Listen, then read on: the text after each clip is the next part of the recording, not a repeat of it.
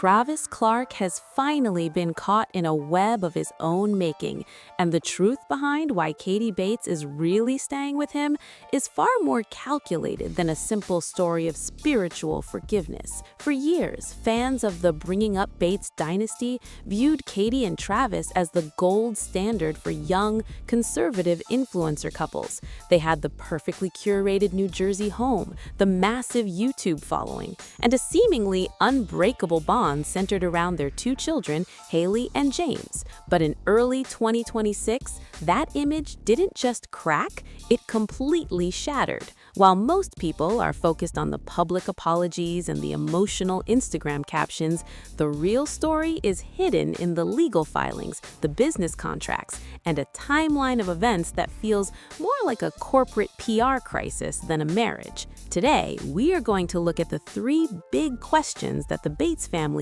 doesn't want you to ask.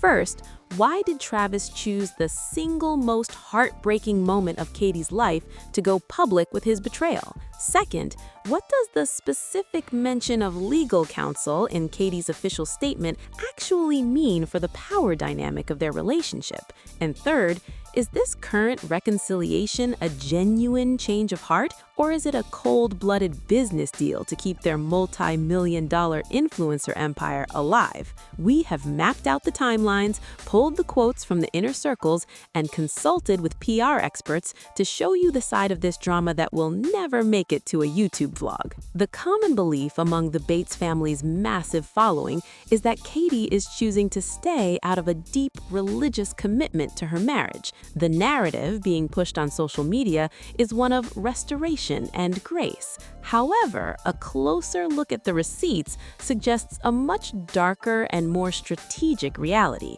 This is a story of a controlled fallout. To understand how we got here, we have to look at the most shocking element of this entire saga: the theory that Travis Clark was essentially backed into a corner by a third party. According to a report by the Bates family blog on January 18, 2026, the timing of Travis's public admission was not an act of spontaneous honesty or spiritual conviction. The sequence of events is truly disturbing. On January 16, 2026, Katie Bates posted a raw, emotional video revealing she had suffered a tragic pregnancy loss. She was at her absolute lowest point, sharing her grief with millions of followers who have followed her motherhood journey from the start. Yet, less than 24 hours later, on January 17th, Travis Clark posted his own announcement. He didn't offer a tribute to their lost child. Instead, he confessed to a repeated extramarital affair. Why would a husband do that during a miscarriage? Insiders and longtime followers on social media claim that Travis didn't have a choice. Rumors began to swirl that the other woman involved in the affair was tired of seeing the perfect family posts and was threatening to go public with her own receipts, including text messages and timestamps. If Travis didn't control the narrative, immediately, someone else was going to do it for him. By confessing while Katie was already in the middle of a public tragedy, he arguably used her grief as a shield. People were so focused on supporting Katie's loss that the vitriol toward Travis was somewhat diluted by the sheer chaos of the news cycle. This wasn't a confession for the soul, it was a PR move to kill a story before it killed his career. Now we have to address the most shocking point of this entire timeline, which hits the heart of why this feels like a legal maneuver rather than a marital one. This is the legal counsel bombshell. On January 19, 2026, just 2 days after Travis's confession, Katie Bates broke her silence. While she spoke about God's power to restore, she included a sentence that sent shockwaves through the fundamentalist community. She explicitly stated that she was being supported by legal counsel. In the world of the Bates family, where the biblical way usually involves private church mediation and keeping problems inside the family, hiring a lawyer is a massive red flag. According to legal analysts familiar with high high-profile religious families, Katie isn't just getting advice on a potential divorce. She is likely securing what is known as a post-nuptial agreement. This is the hidden contract of our title. PR experts suggest that if Travis ever slips up again, or if he fails to meet specific behavioral milestones set by Katie's team, this legal framework ensures Katie walks away with the house, full custody of Haley and James, and a significant portion of the family assets. This isn't just about saving a marriage, it's about a woman who was betrayed at her most vulnerable moment, making sure she is never that vulnerable again. She is staying, but she is staying with an attorney-backed exit strategy already signed, sealed, and filed. This is a complete shift in the power dynamic. For years, Travis was the one in the driver's seat of their career and their public image. Now, Katie holds the legal hammer. The fallout hasn't just been between the couple, it has created a visible rift in the usually unified Bates family front. Per an Instagram reel posted by Lawson Bates on January 18, 2026, he seemingly took a direct shot at his brother-in-law. He told his followers to make sure that when someone tells your kids they are just like their dad, it's a compliment and not an insult. This public shade from Katie's own brother is unprecedented. For a family that prides itself on privacy and honoring the head of the house, this was a signal that Travis is essentially on probation with the entire Bates clan.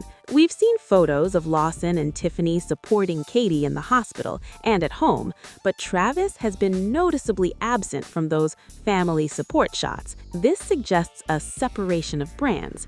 Katie is the victim being protected by her family, while Travis is the liability being managed by the Clark family. This leads us to the third major question. Is this all a business deal? Per social media activity on February 2nd, 2026, Katie posted photos of a family trip to Disney World. This was her soft launch of the reconciliation. While Travis's face was intentionally hidden or cropped out, a man's hand with a prominent reed band was clearly visible in several shots. Many fans on Reddit called this out as a staged pivot. Just days after the scandal broke, Katie was back to posting paid advertisements for major retailers. The reality is that the Clark Bates brand is a multi-million-dollar corporation. Their income depends on young mothers believing in their lifestyle. If they divorce, the YouTube channel dies, the brand deals vanish, and Travis's aspiring music career, which is heavily funded by his family's church connections,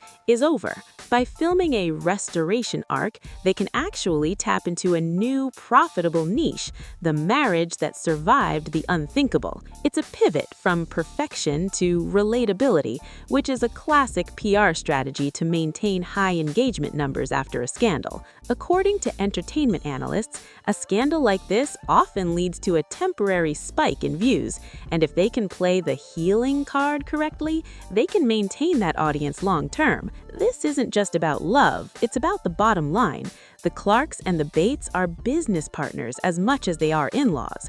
If the business fails, everyone loses. The Clark family's own reputation is also a major factor in why this drama is handled with such precision. Travis's father is a very prominent figure in their New Jersey church, and Travis has spent years building a persona as a wholesome Christian singer. The pressure from the Clark side to save face is immense. If Katie leaves, she isn't just leaving a husband, she is dismantling the legacy of a major religious institution in their community. This is why the involvement of legal counsel is so brilliant. It allows Katie to fulfill the expectations of her upbringing, to stay and fight for her marriage, while holding a legal weapon over the head of a man who repeatedly broke her trust. It's the ultimate power move. Looking at the summary of this situation, it becomes clear that the perfect life we see on our screens is a highly curated product. Katie Bates has fundamentally changed the rules of how these families handle scandals.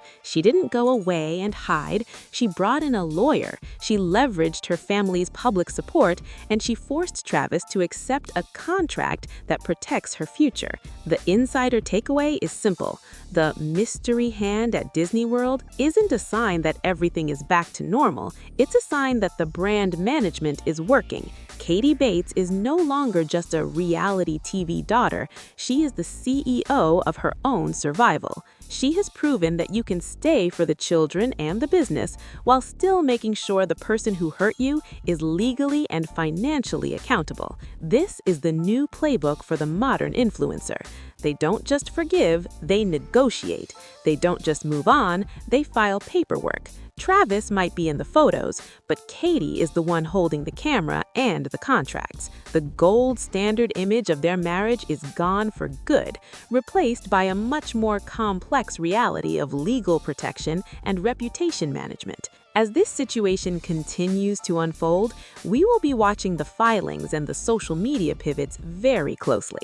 The story of Travis and Katie is far from over, but the mask has slipped.